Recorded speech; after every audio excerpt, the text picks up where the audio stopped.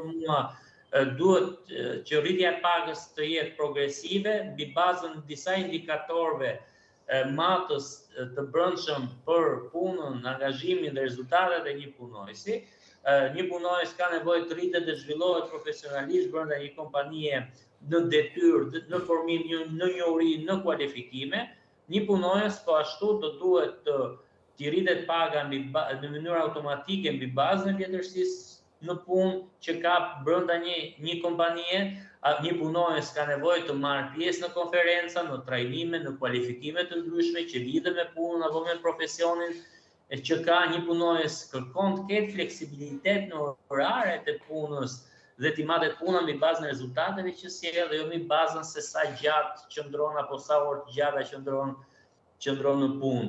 Dhe sigurisht janë gjithë këto elementë të tjerë shoqërues të cilët në një mënyrë apo në një tjetër krijojnë një klimë pozitive që e bën një punojës të interesuar për një punë apo për të punuar në një sipërmarrje të caktuar.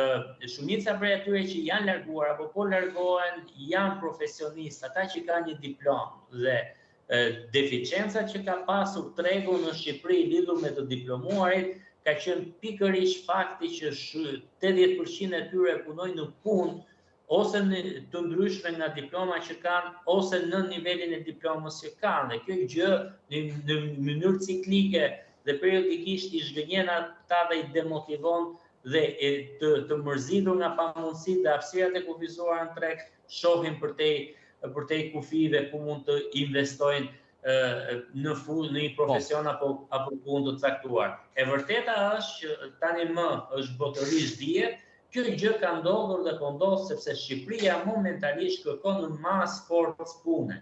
Kërkon punojës të thjeshtë deri në nivel zanatesh. Dhe për profesionistët përgjithsisht janë hapësirat e kufizuara.